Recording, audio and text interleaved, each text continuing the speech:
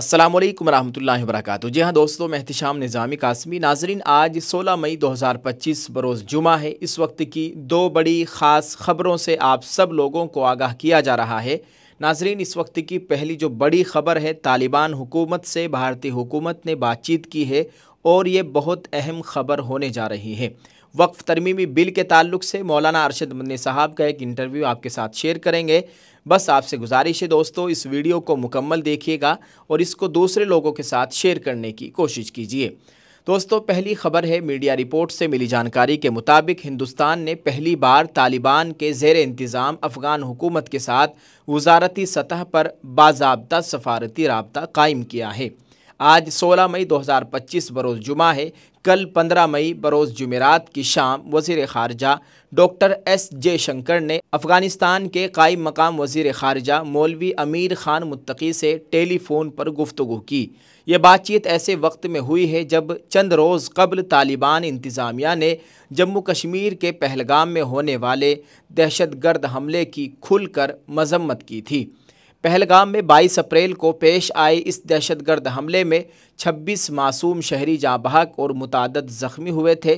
तालिबान हुकूमत की जानिब से इस वाक़ये की खुली मज़म्मत को हिंदुस्तान ने एक मुस्बत और अहम इशारे के तौर पर देखा है, जिसके बाद दोनों वज़राए ख़ारजा के दरमियान बराह रास्त राब्ता मुमकिन हो सका। नाज़रीन, आपको बताएं कि वज़ीर ख़ारजा डॉक्टर जयशंकर ने गुफ्तगू के बाद समाजी राब्ते के प्लेटफार्म एक्स पर अपने पैगाम में कहा, कायम मकाम अफ़गान वज़ीर ख़ारजा मौलवी अमीर ख़ान मुत्तकी से शाम के वक्त मुफीद गुफ्तगू हुई। पहलगाम दहशतगर्द हमले की मज़म्मत का नोटिस लिया गया। अफ़गान अवाम के साथ रिवायती दोस्ती और तरक्याती ताउन पर ज़ोर दिया। आइंदा बाहमी ताउन के इम्कानात पर भी तबादला ख़याल किया। वाज़ेह है कि हिंदुस्तान ने अब तक तालिबान हुकूमत को रस्मी तौर पर तस्लीम नहीं किया है, ताहम ज़मीनी हक़ाइक़ को मद्देनज़र रखते हुए महदूद और नपी तुली सफारतकारी का रास्ता इख्तियार किया गया है। इससे कबल 27 अप्रैल को काबुल में हिंदुस्तानी सीनियर सफारतकार आनंद प्रकाश ने अमीर ख़ान मुत्तकी से मुलाकात की थी, लेकिन डॉक्टर जयशंकर और मौलवी अमीर ख़ान मुत्तकी के दरमियान ये पहली गुफ्तगू वज़ारती सतह की सरकारी बातचीत तस्वुर की जा रही है। नाज़रीन, आपको ये भी बताएं कि कंधार हाई जैक 1999 तैयारा अगवा वाक़ये के दौरान उस वक्त के वज़ीर ख़ारजा जसवंत सिंह की तालिबान वज़ीर वकील मुतवक्किल से बातचीत के बाद ये पहला मौका है जब हिंदुस्तान ने तालिबान क़ियादत से इतनी आला सतह पर राब्ता किया है। माहिरीन का ख्याल है कि यह हालिया बातचीत हिंदुस्तान की स्ट्रेटजिक सफारतकारी का हिस्सा है, जिसके तहत वो तालिबान से बराह रास्त राब्ता कायम करके अफ़गान अवाम के साथ ताल्लुक़ और ख़ित्ते में इस्तिहकाम को यकीनी बनाने की कोशिश कर रहा है। हिंदुस्तान का ये कदम न सिर्फ अफ़गान अवाम के तई उसकी तवील मुद्दती वाबस्तगी को ज़ाहिर करता है, बल्कि ख़ित्ते में बदलते हुए जियोपॉलिटिकल हालात में उसके फ़ाल किरदार को भी उजागर करता है। दोस्तों, आप इसको कैसे देखते हैं? इस ताल्लुक़ से आप क्या कहना चाहेंगे? कमेंट में अपनी राय ज़रूर पेश कीजिएगा। नाज़रीन, एक और बड़ी अहम ख़बर है, वक्फ़ तरमीमी कानून की मुतनाज़ा दफ़ात पर स्टे की बरकरारी, उम्मीद अफ़ज़ा पेशरफ्त। मौलाना सैयद अरशद मदनी। मौलाना अरशद मदनी साहब का ये तहरीरी इंटरव्यू है जो हम आपके साथ शेयर करने की कोशिश कर रहे हैं।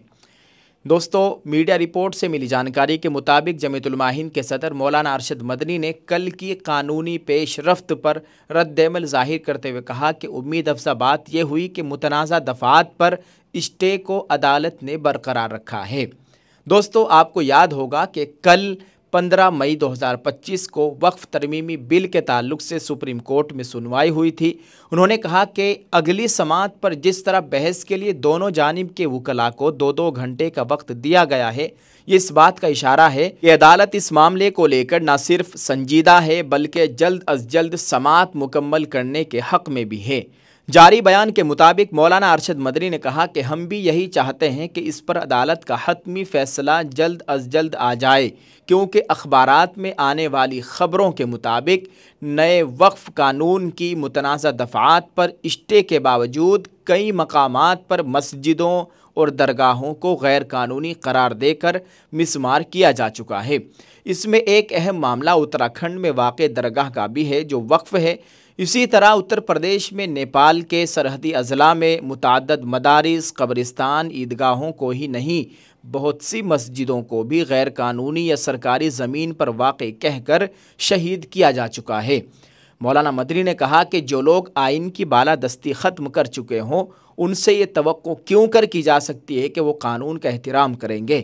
یہ وہ لوگ ہیں جو اقتدار کے نشے میں خود کو ہی قانون سمجھ بیٹھے ہیں۔ مولانا مدنی نے مزید کہا کہ وقف دان چیریٹی کی ہی ایک شکل ہے، مگر افسوس کی بات یہ ہے کہ وقف کے تعلق سے پچھلے کچھ عرصے سے انتہائی غلط پروپیگنڈا کیا گیا ہے اور اکثریت کو یہ باور کرانے کی کوشش کی گئی ہے کہ وقف کی آڑ میں مسلمانوں نے سرکاری زمینوں پر قبضہ کر رکھا ہے، جبکہ افسوسناک سچائی یہ ہے کہ وقف املاک پر سب سے زیادہ قبضہ حکومت نے کر رکھا ہے۔ یہ وقف ترمیمی قانون اسی لیے لایا گیا ہے تاکہ اس ناجائز قبضے کو قانونی جواز فراہم کرنے کے ساتھ ساتھ دوسری وقف املاک پر بھی قبضہ کرنے کی راہ آسان کی جا سکے۔ قابل ذکر ہے کہ وقف قانون نافذ العمل ہونے کے بعد جمیعت علماء ہند کی جانب سے پیش ہوتے ہوئے سینئر ایڈوکیٹ وکیل کپل سبل نے وقف ترمیمی قانون کے خلاف داخل عرضداشت پر جلد از جلد سماعت کیے جانے کی chief justice of India Sanjeev Khanna سے گزارش کی تھی، جس کے بعد 3 مرتبہ مقدمہ سماعت کے لیے پیش ہوا لیکن کسی بھی طرح کا حکم جاری نہیں ہو سکا۔ وقف ترمیمی قانون پر صدر جمہوریہ کی مہر لگ جانے کے بعد مولانا ارشد مدنی نے سب سے پہلے سپریم کورٹ میں پیٹیشن داخل کی تھی۔ مولانا ارشد مدنی کی ہدایت پر ایڈوکیٹ اور نکاڑ فضیل ایوبی نے پیٹیشن داخل کی ہے، جس میں تحریر ہے کہ یہ قانون غیر آئینی ہے اور وقف انتظامیہ اور وقف کے لیے تباہ کن ہے۔ جمیعت علماء ہند کی جانب سے داخل پیٹیشن کا ڈائری نمبر 18-261/2025 ہے۔ واضح رہے کہ مرکزی سرکار کی جانب سے بنائے گئے وقف ترمیمی قانون 2025 کے خلاف داخل عرضداشتوں پر کل سپریم کورٹ میں سماعت عمل میں آئی، جس کے دوران عدالت مقدمے کی سماعت اگلے ہفتے بروز منگل کو کیے جانے کا حکم جاری کیا۔ اگلی سماعت پر عبوری اسٹے کے تعلق سے عدالت فریقین کے دلائل کی سماعت کرے گی۔ چیف جسٹس بی آر گوئی اور جسٹس جارج مسیح کی سربراہی والی 2 رکنی بینچ نے کہا کہ وقف ترمیمات قانون کے خلاف داخل پیٹیشن پر بحث کرنے کے لیے وکلاء کو 2 گھنٹے کا وقت دیں گے، جبکہ فریقین مخالف کو جواب دینے کے لیے بھی 2 گھنٹے کا وقت دیا جائے گا۔ مقدمے کی اگلی سماعت 20 مئی کو ہوگی۔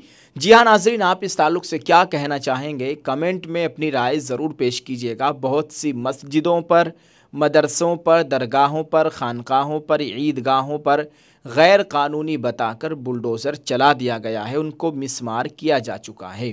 یہ ایک بہت بڑی تعداد ہے مسجدوں کی، مدرسوں کی، دینی عبادت گاہوں کی، اور یہ بہت افسوسناک بات ہے۔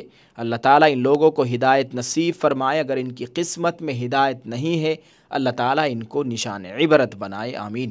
آپ سب لوگوں سے خصوصی دعاؤں کی گزارش ہے دوستو، ویڈیو کے کمنٹ میں ایک دعائیہ جملہ ضرور لکھیے گا اور اس کو دوسرے لوگوں تک پہنچانے کی کوشش کریں۔ دعا کریں اللہ تعالیٰ ہمارے ملک میں امن و امان کا ماحول قائم فرمائے، اللہ تعالیٰ پوری امت مسلمہ کے حال پر رحم فرمائے، جان مال عزت آبرو کی مکمل حفاظت فرمائے، دینی عبادت گاہوں کی ہر طریقے سے مکمل حفاظت فرمائے، آمین۔ آپ سب کا بہت بہت شکریہ۔ ویڈیو کو دوسرے لوگوں کے ساتھ شیئر کرتے جائیں۔ جزاک اللہ۔ السلام علیکم ورحمۃ اللہ وبرکاتہ۔